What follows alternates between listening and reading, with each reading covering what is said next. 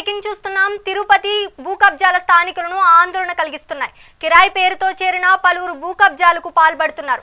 వీరికి పోలీసులు సహకరిస్తున్నారనే ఆరోపణలున్నాయి. తాజాగా యశోద అనే మహిళ కిరాయి పేరుతో చేరి కిరాయి కట్టకుండా స్థలాన్ని కబ్జా చేసినట్లు యాజమాని ఆరోపిస్తున్నారు. ఎంఆర్పల్లి పోలీసుల సహకారంతో షేడ్ చేసుకుని భూ కబ్జాలపై దౌర్జన్యం చేస్తున్నారనే ఆవేదన వ్యక్తం చేస్తున్నారు.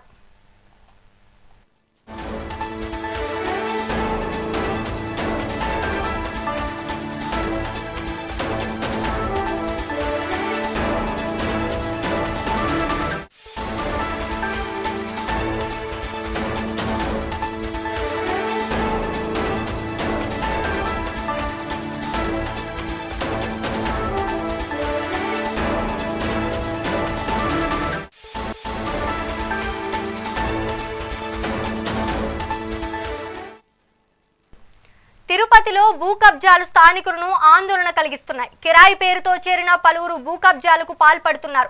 వీరికి పోలీసులు సహకరిస్తున్నారనే ఆరోపణలున్నాయి. తాజాగా యశోద అనే మహిళ కిరాయి పేరుతో చేరి కిరాయి కట్టకుండా స్థలాన్ని కబ్జా చేసినట్లు యాజమాని ఆరోపిస్తున్నారు.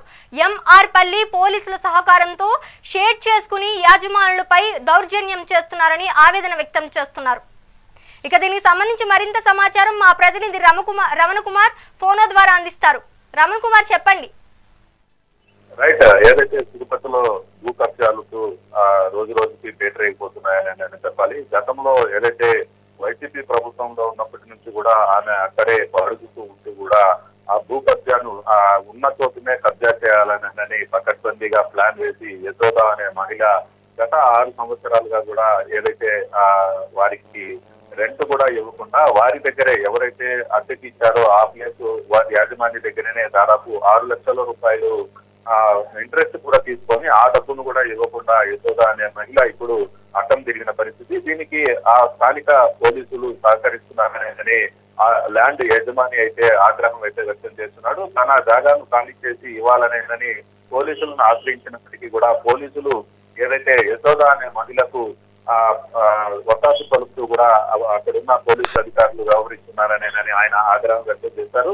ఏదైతే ఎంఆర్పల్లి పోలీస్ స్టేషన్ పరిధిలో ఈ తతంగం అంతా జరుగుతుంది. యశోద అనే మహిళ ఆ ప్రాంతంలో షాప్ వేసుకొని అక్కడ ఉన్న పరిస్థితి. కానీ అద్దె సరిగా చెల్లించలేదనేనని యజమాని దాన్ని ఖాళీ చేయాలని చెప్పినప్పటి నుంచి కూడా ఆమె అడ్డం తిరిగి ఆ జాగాను ఆక్యుపై చేసుకోవాలనే ప్రయత్నంతో పోలీసులను అడ్డం పెట్టుకుని ఆ జాగాను ఆక్యుపై చేసుకునే క్రమంలో ఈ గొడవ అంతా కూడా జరిగింది. ఏదైతే యజమాని అతనికి సంబంధించిన మహిళలు అందరూ కూడా ఆ ప్రాంతానికి వెళ్లి ఆ మహిళను యశోద అనే మహిళను అక్కడి నుంచి పంపించాలని ప్రయత్నిస్తే అక్కడున్న రాజును తీసుకునే యశోద అనే మహిళ తోటి మహిళల మీద దాడి చేసిన ఘటనను మనం చూడొచ్చు. దీన్నంతా కూడా పోలీసులు ప్రేక్షక పాత్ర వహిస్తూ దెబ్బలు తిన్న తర్వాత అమ్మ ఇలా చేయకూడదు అంటూ కూడా రాజును తీసి పక్కన పడేసి మధ్యస్థం చేసే పరిస్థితి.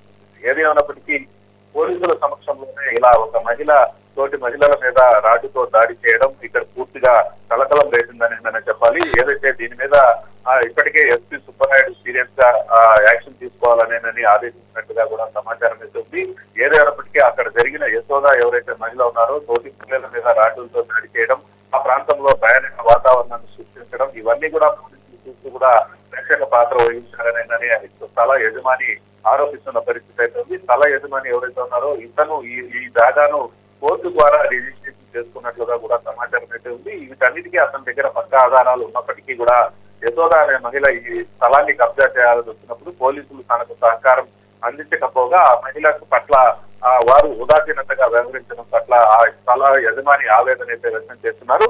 దీని మీద పోలీసులు ఎస్పీ అయితే ఇప్పటికే దర్యాప్తు జరిపి వారికి న్యాయం చేయాలనేది కూడా పోలీసులను ఆదేశించినట్లుగా కూడా తెలుస్తుంది. ఏదైనప్పటికీ ఈ ఘటనతో ఒకంత ఆ ప్రాంతంలో భూ కబ్జాలకు సంబంధించి తిరుపతిలో మరిన్ని ఆస్కారాలు ఉన్న నేపథ్యంలో వాటన్నిటికీ చెక్ పట్టాల్సిన అవసరం ప్రభుత్వం మీద ఉంది. కాబట్టి ఖచ్చితంగా ఎవరైతే యశోద ఉన్నారో ఆ యశోదను అలాగే దానికి సహకరించిన పోలీసులను వెంటనే సస్పెండ్ చేయాలంటూ కూడా అక్కడున్న స్థానిక స్థల యజమాని అయితే డిమాండ్ చేస్తున్న పరిస్థితి అయితే ఉంది. ఆ స్థలంలోనే స్థల యజమాని కూర్చొని నిరసన తెలిపారు. కానీ పోలీసులు ఎవరు కూడా అతనికి సహకరించకుండా యశోదతో సహకరించడంతోనే ఇప్పుడు వివాదం అంతా కూడా చెలరేగుతున్న పరిస్థితి అయితే ఉంది. అసలు పోలీసులు యశోదకు ఎందుకు సహకరిస్తున్నారు, అసలు యశోద అనే ఎవరు, ఇవన్నీ కూడా పోలీసులు వివరాల్లో తెలియాల్సిన పరిస్థితి ఉంది. ఏదేమైనప్పటికీ తిరుపతిలో భూ కబ్జాలు పెరిగిపోతున్నాయని వస్తున్న ఆరోపణలు ఎంపీ కొట్టిపారేశారు. కానీ ఏదైతే ఇప్పుడు జరిగిన పరిణామం ఏదైతే ఉందో దాని మీద పూర్తి విచారణ జరిపించి వారికి తగిన న్యాయం చేయాలని కూడా పోలీసులను ఆదేశించినట్లుగా కూడా తెలుస్తుంది. Thank you Raman Kumar.